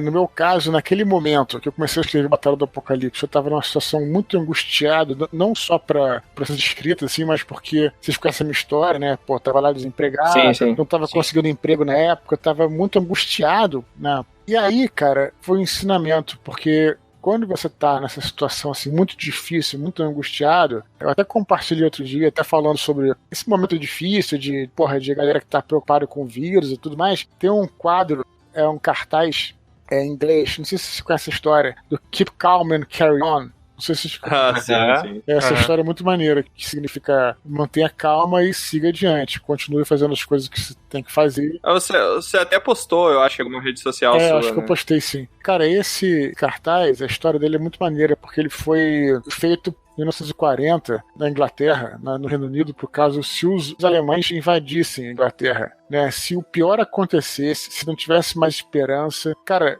já tá todo mundo ferrado. Então, mantenha calma e siga adiante. Não vai fazer nenhuma diferença você ficar desesperada, você ficar martelando aquelas coisas na cabeça. Não vai fazer, cara. Mantenha calma e bola pra frente, né? E vamos adiante. Então, bem mal foi um pouco isso que eu pensei. Então, não adiantava nada eu ficar me lastimando lá, ou ficar preocupado com o futuro. Cara, a gente tem que se preocupar com o futuro, não é isso? Mas vamos fazer o seguinte, tem um plano aqui, vamos manter a calma e vamos seguir adiante. Vamos tentar sentar aqui no computador e tal, e tentar levar isso à frente. E eu lembro que foi esse sentimento, estava um pouco angustiado, mas consegui levar adiante. E quando eu encerrei, 2 anos depois de começar a escrever, cara, assim, a sensação de terminar o livro é muito libertadora, cara. Assim, realmente pra mim, uma coisa, sabe, você conseguir encerrar aquela tarefa, você fechar aquele desafio, sabe? Que é sempre um desafio difícil. Todos os livros que eu escrevi, cara, foram pra mim muito, muito difíceis. Então, assim, eu me lembro dessas duas sensações. É gratificante você conseguir, mesmo sem saber se vai publicar, mesmo sem saber se as pessoas vão ler, mas é uma sensação muito gratificante encerrar um ciclo, uma obra dessa, sabe? Ah, bacana, muito legal. Isso daí é uma coisa também que, até um ensinamento de mãe, que eu sempre segui também essa linha de faz o que tiver ao teu alcance, e o que não tiver ao teu alcance, tu não deixa te afetar, porque também pode te afetar no que tu vai fazer com o que tá ao teu alcance. Então, não adianta tu te desesperar por uma coisa que tá fora do teu controle. Faz o teu melhor sempre, faz o máximo que tu conseguir, que cedo ou tarde, de alguma forma, isso vai retornar pra você, sabe? Isso é uma coisa... Eu tenho uma frase que eu acho que é minha frase, não sei se eu ouvi isso de alguém, ou uma frase que eu uso muito, é que às vezes as pessoas realmente, quando estão fazendo... Isso não é pra literatura, não, pra tudo. Às vezes as pessoas ficam muito preocupadas em ficar... É claro que você também tem que observar o que as outras pessoas fazem pra você melhorar. Mas às vezes as pessoas ficam muito preocupadas em ser melhor do que as outras. Não, se o cara fez assim, eu tenho que fazer melhor, eu tenho que fazer não sei o quê. Tem uma frase que eu gosto de usar, é que você não precisa ser melhor do que os outros. Você não precisa fazer melhor do que os outros. Você precisa fazer o melhor que você pode, né? Porque quando você se consegue fazer o melhor que você pode, você tira todas essas distrações. Se você ficar pensando no que os outros estão fazendo, você fica completamente distraído, você fica desfocado. Mas quando você se concentra em fazer o melhor que você pode, aí sim você vai pra frente, pelo menos... Né? Parece até autoajuste aqui, mas não é. Virou. Acredite em você, você é capaz, você conseguirá, tá? Mensagens positivas pra você. Também não foi tudo isso que ele falou, né, Tro? Falou só pra tu fazer o melhor que tu pode e se preocupar menos pros outros. Né? Porque em tudo que você faz tem muito... É aquela coisa de focar, né, cara? Claro. Se você ficar distraído, tentar ficar também pensando em tudo que todo mundo faz, aí que você não vai a lugar nenhum mesmo. Você fica perdidaço, né? Não, com certeza, com certeza. E tu tem algum ritual que tu faz pra começar a escrever? Como é que tu prepara a tua rotina? Tem um momento de pesquisa, um momento de escrita? Tu vai construindo conforme precisa? Como é que funciona teu dia a dia? Como é que é o começo da tua manhã e o final da tua tarde, assim? Como é que é esse fluxo? Eu também, foi o que você falou, assim, cada um na sua. Tem gente que prefere acordar de madrugada e escrever o que vem à cabeça. Tudo bem também. Aliás, eu conheço algumas pessoas que são assim. Especialmente um poeta, um amigo meu que falou que só escreve assim. E beleza, esse prédio tá funcionando, tá show de bola. Mas eu gosto de seguir essa rotina. Eu sempre fui um cara de rotina, engraçado. Talvez por isso eu não fui ser piloto como meu pai, que nem meu avô, né? Porque a aviação comercial não tem rotina, né? E aliás é isso que meu pai gosta. Que ele gosta de não ter rotina. Eu sou o contrário. Eu gosto de rotina, engraçado, né? Cada um tem o seu jeito. E pra mim é isso, cara. A rotina me ajuda a ter disciplina, que a disciplina eu acho importante pra qualquer trabalho artístico, ter uma disciplina. E eu acordo, geralmente eu vou malhar antes, né? E na academia eu já tô pensando no que eu vou escrever quando chegar em casa. E aí chego em casa, primeiro eu faço uma olhada no que eu fiz no dia anterior, depois almoço e durante a tarde começo a escrever. E aí encerro lá pelas, geralmente, 8, 9 horas, né? Faço essas pausas pro lanche, pausa pro almoço, né? Naturalmente, eu almoço aqui em casa e tal. Então, assim, é uma rotina bem concentrada mesmo, sabe? E quando eu tô escrevendo, eu fico muito concentrado, tento não desfocar de nada e fazer as coisas mais tarde, né? Então eu tento seguir essa rotina. Não consigo escrever muito depois das 9 horas, porque aí eu não consigo escrever com o cérebro cansado. Tem gente que é o contrário, só escreve com o cérebro cansado. Eu sou o contrário, não consigo escrever, acaba sendo coisa ruim. Então eu preciso descansar também, eu preciso dormir bem, sabe? Acho que é como qualquer outra profissão aí, tentando ter um mínimo de 8 horas de trabalho, sabe? Aí eu consigo... Eu não estabeleço, vou escrever tanto num dia. Não, vou escrever 8 horas, né? Pelo menos pra mim é assim. Sim. Olha, parabéns, porque você falou que você pensa na academia, vai almoçar e de tarde escreve. Às vezes eu tenho uma ideia muito legal pra continuar a minha história. Se eu não anoto, cara, 5 minutos depois eu não lembro o que eu escrevi. É cérebro de Dora aqui, sabe? A peixinha do Procurando Nemo lá. Continue a nadar, continue a nadar, continue a nadar. Mas é porque geralmente eu trabalho um roteiro antes, né? Geralmente quando eu tô escrevendo, eu já sei tudo que vai acontecer. Pelo menos esse é o meu estilo, meu tipo de trabalho, né? Sim. Então, mas beleza, mas acontece sim. Muito, de eu ter ideias pra alguma coisa específica, mas aí você coloca lá tá na academia, você pode estar com o teu celular, aí você bota lá, manda um e-mail pra você mesmo, tem mil maneiras de você fazer, né? Sim. É impossível hoje em dia, né?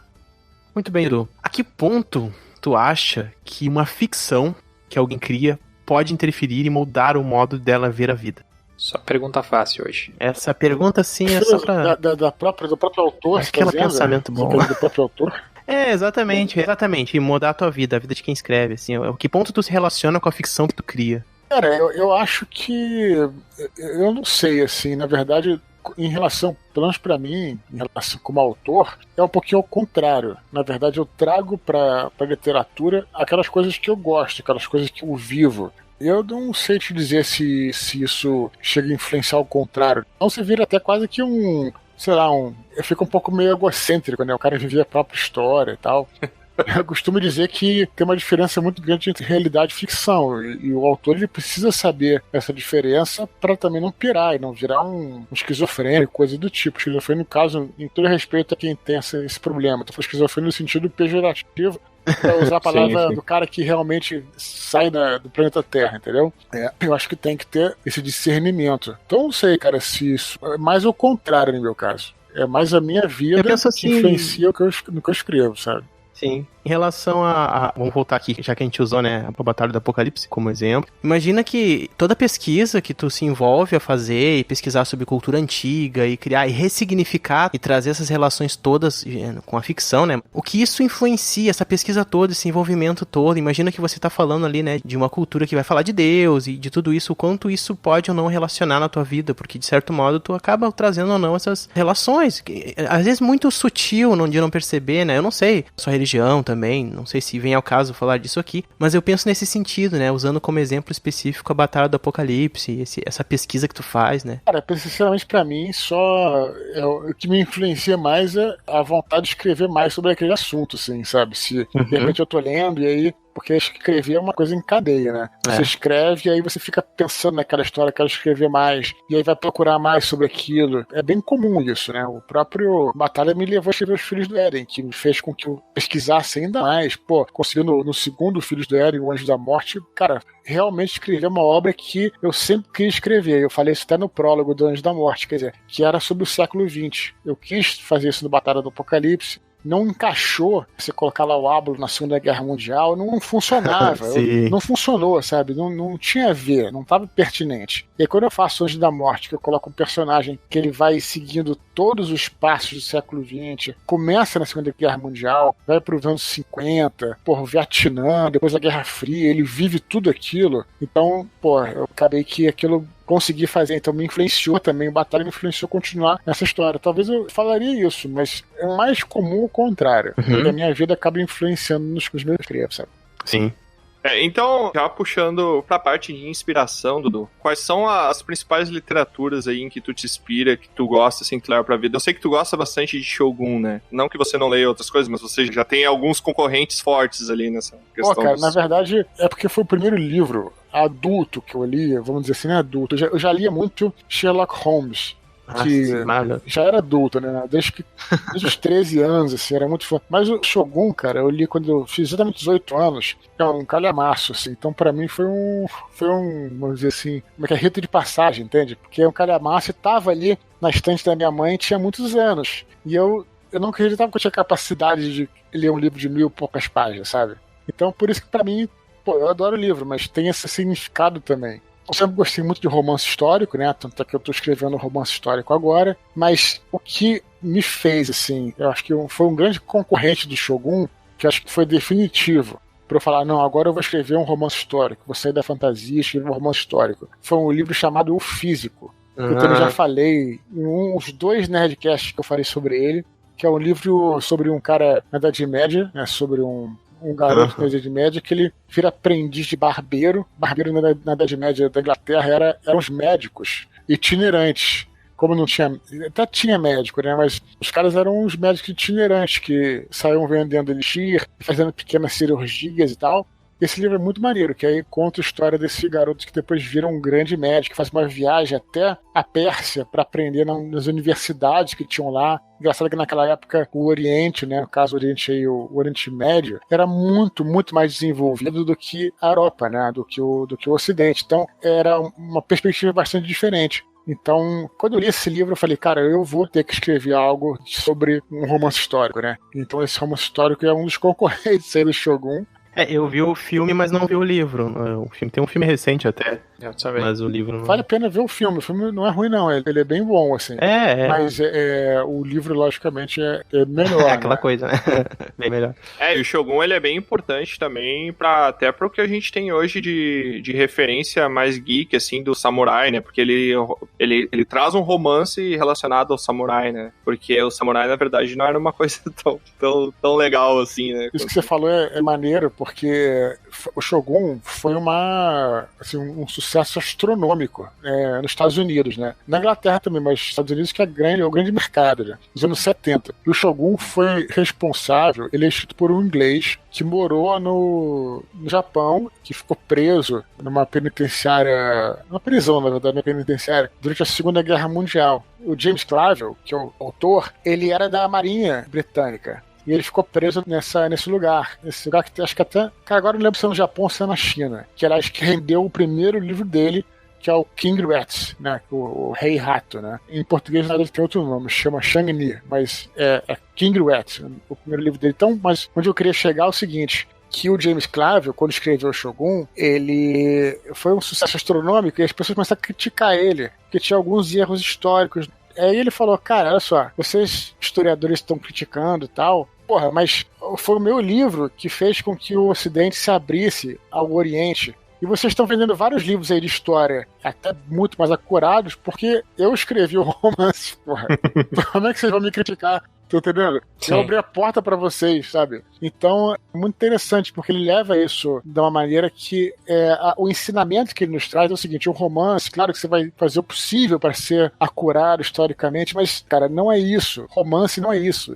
São os personagens, é você viver a pele deles, é a trama, é você viver, você tá ali no Japão, em 1600, se o cara consegue fazer isso, é assim que funciona, entendeu? Então, realmente ele foi um livro muito importante para a história da literatura. Eu tenho uma classificação de livro bom, porque o livro bom pra mim é quando eu não preciso ficar olhando para o número da página que eu tô. É um livro que ele faz eu querer saber o que vai acontecer na próxima página. É um livro que eu não acho em nenhum momento chato, ou em um outro momento que só chato, mas tem livros que realmente são bem maçantes. E eu tô falando isso que o primeiro livro de literatura que eu li foi A Sociedade do Anel. Eita! Primeiro livro de ficção, eu já comecei num gigante, né, com Tolkien. Eu terminei o livro, assim, eu tava muito cansado, e hoje eu sou muito fã, assim, da obra do Tolkien. Mas eu tava muito cansado, eu lembro que eu quase não tinha entendido nada do que tinha acontecido. Eu tinha 12 anos, né? O meu primeiro grande, assim, foi o 20 Mil Léguas Submarinas, que eu li que eu era bem pequeno, assim, mas foi uma viagem também, assim, toda aquela escrita um pouquinho mais rebuscada ali, mas foi bem bacana a experiência. E eu li o Profundo também, né, Tro? 20 Mil Léguas Submarinas. É uma linguagem bem profunda. Eduardo, o que você diria para alguém que quer se tornar um escritor? Por onde começar? E o que você recomendaria para ele, assim, começar a ler literatura fantástica, tipo, para inspirar um novo escritor? Para escrever qualquer gênero, né, eu acho que você precisa ter leitura, mas não precisa ser necessariamente... Se você quer escrever literatura fantástica, por exemplo, é claro que vão ter essa bagagem de literatura fantástica, mas é bom também ter bagagens de outros estilos, cara, sabe? Porque, na verdade, quando você mistura aquilo, tudo que você leu, aquelas coisas que você gostou, que vai surgir o seu estilo. Recentemente eu fiz lá no meu blog, tem um podcast que eu Desconstruindo, a gente fez duas edições. Eu ia comentar, eu escutei isso, você comentou exatamente isso, né, que é bom você ter uma base externa também, não só daquilo que você gosta, mas até pra você ter embasamento. Teve um conto que a gente analisou lá, que o garoto, ele era bom, mas ele tava faltando o estilo dele, né, porque ele misturava estilos diferentes, isso é normal, cara. Assim, é como uma criança que às vezes ele, quando começa os primeiros trabalhos são colagens. E aí depois você treinar, que você vai desenvolver o seu próprio estilo. Então o que eu diria, basicamente, para qualquer pessoa, é o básico, cara. É ler e escrever. Parece meio bobo, mas ler bastante, escrever muito, que escrevendo você vai errando também, né? E vai desenvolvendo. É só com a prática, cara. A prática é muito, muito importante. E pra você praticar também literatura, também tem que ter a leitura também, né? E quanto mais você puder ler, melhor ainda, sabe? Boa. Ah, com certeza. Eu parto da premissa que não existe um bom escritor se primeiramente não for um bom leitor, né? Ele não for uma pessoa que gosta de ler, que tem essa paixão pela leitura, até porque a questão da leitura ajuda em várias coisas, né? Tanto quanto embasamento, até pela gramática, você começa a escrever melhor a partir do momento que você tem o costume da leitura, porque mesmo que inconscientemente você vai vendo como é que as palavras são escritas e aquilo vai se repetindo na sua mente, na hora de escrever você já parte do inconsciente que você já sabe escrever aquela palavra, você vai ter uma chance pelo menos muito maior de escrever corretamente. Sinceramente, eu acho que independente do que tu faça, ter boas referências é sempre importante. Criar coisas e conceitos do zero e se tornar alguém de excelência em qualquer área, independente de qual área seja. Olha, eu diria que é completamente impossível nos dias de hoje sem ter boas referências. Então, literatura não é diferente, né? Precisa ler, precisa conhecer, para saber do que se trata, para saber o que já existe, para saber o que tu pode fazer, o que tu pode explorar. Beleza, essa pergunta aqui é meio tricky, Dudu. Assim, ó, eu não tô mentindo aqui, eu tô falando, eu sou escritor, tá? Comecei a escrever meu primeiro livro, fui lá, me dediquei, adquiri ali a rotina de realmente tratar aquilo com a seriedade de um trabalho, e eu tô com meu primeiro livro em mãos, eu escrevi um romance. Eu não faço ideia do que seguir agora. Você tem alguma dica, além de, por exemplo, daqui a pouco utilizar as ferramentas, por exemplo, de crowdfunding, como você mesmo comentou, buscar referências ou alguma coisa assim? Você tem mais alguma dica que você acha que você gostaria que o Dudu de hoje tivesse contado pro Dudu que começou a escrever lá, quando terminou a primeira Batalha do Apocalipse, um conselho que Dudu voltou no tempo e foi dar agora, o que você falaria pra ele? Cara, eu falaria assim, primeiro que tem as duas coisas, né? Primeiro o próprio livro, né? E depois a maneira como você vai divulgá-lo. Em relação ao próprio livro, quanto mais ajuda você puder ter, melhor, né? Não só das opiniões dos amigos, né, que estão mais próximos e que vão te falar a verdade, também amigos que... E também você podendo contratar uma leitura crítica, que aí não é um amigo seu, alguém que vai poder olhar o seu texto e fazer uma crítica que seja realmente embasada, né? Tem profissionais para isso, melhor ainda, né? Então, e aí, numa segunda etapa, claro, se você também tiver dinheiro, fazer uma revisão e tudo mais. Tudo isso eu fiz com meus próprios livros, de forma independente, né? E aí a divulgação, que as pessoas têm que conhecer, saber que você está oferecendo esse livro. Como você faz essa divulgação, como é que você passa a ser visto como escritor, aí vai variar de pessoa para pessoa. No meu caso, por exemplo, eu me senti à vontade nos podcasts, né? Me senti à vontade na internet, nas redes sociais. O Leonel foi através de RPG. O Bianco foi de porta em porta. Na época, vendeu seus livros nas livrarias. Então, cada um encontra o seu jeito, né? Aí não tem como te dizer. Cada um vai ter que encontrar a maneira que seja mais confortável para ela. Confortável não é bem a palavra, mas que se encaixe mais no perfil. Então, se você falar, não, a fórmula é essa. Sei lá, o cara fez assim e se deu bem. Não, porque você vai estar sendo você. Então, a maneira como é que você tem de divulgar, seja através de podcasts, ou entre amigos, aí fanzine, cada um tem a sua maneira de divulgar o seu trabalho, entendeu? Então, dividir essas duas coisas, a divulgação e também a própria conteúdo do livro. Eu falaria isso, eu acho.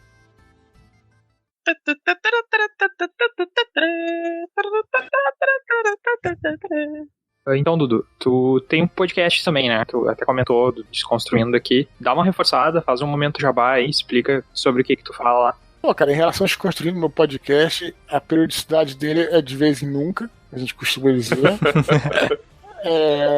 Quem quiser conhecer, acesse lá o filosofianerd.com.br, que é meu blog, na aba podcasts. Nesse momento, acho que temos 28 edições, 28 programas, gravados ao longo dos últimos 10 anos. Sacanagem. Foi há 84 anos. 10 anos não, mas... Não, olha, vai fazer 10 tá anos, boa cara. Média, Acho tá que foi... Pô, pior, eu brinquei, mas o pior é que acho que é verdade. Acho que o primeiro foi gravado em 2011, pra você ter uma ideia. Eu acho, 2011 ou 2012, se eu não me engano. Então realmente, olha, a brincadeira, a coisa tá feia. Mas o bacana desse podcast é que ele quase não, a gente tem poucas edições, mas a gente sempre faz com o maior carinho. A gente escolhe um tema e desconstrói um tema. Fala tudo sobre aquele tema. Então, já falamos lá sobre assuntos variados, desde cinema, literatura, falamos muito, RPG, tem vários programas sobre RPG, viagem, já falamos sobre história, por exemplo. Então, quem quiser conhecer, acho que vale a pena. Assim, já tá porque tem poucos, faz uma maratona aí que logo você segue. Fica o jabá aí. E tem essa página também, né, Dudu? Não. Bom, querendo me encontrar pelas redes sociais aí, galera, pode me encontrar pelo Instagram. Instagram é Dudu Expor. Twitter e Facebook é Eduardo Expor. Tem o meu Medium também, que é Dudu Expor, que é um... Medium é uma plataforma que é tipo uma espécie de um blog misturado com rede social, né? Tem o meu blog, que é o Filosofia Nerd. Às vezes me encontram no Nerdcast. Agora eu tô com um canal no Telegram muito maneiro também, quem quiser conferir lá. Só procurar por Eduardo Expor também. Enfim, é fácil me achar aí pelas redes. Ninguém vai ter problema em encontrar o Dudu. Bom, pra finalizar então com aquela pergunta trick que a gente gosta de fazer aqui, Dudu. Qual pergunta que você gostaria de ter ouvido nós perguntarmos? Pô, cara... essa...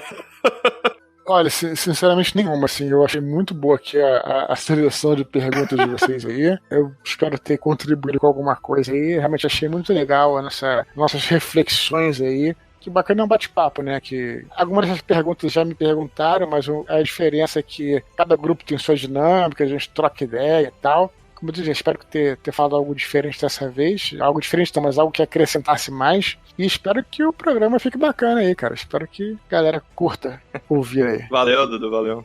E com o nosso episódio aqui, eu vou terminar meu livro. Eu retomei aqui a vontade de terminar esse livro. E eu já sei que eu vou vender ele por R$40 e já defini o nome. Ele vai se chamar Duas Caipiras. Mas é erótico ou não? É a maior putaria. Exatamente. Ainda bem que não é um livro de piada, pelo menos, né? Porque senão acho que tu ia falir. Se fosse de piada, não dava nem por uma caipira. Não dava. Nem por um shot de caipira.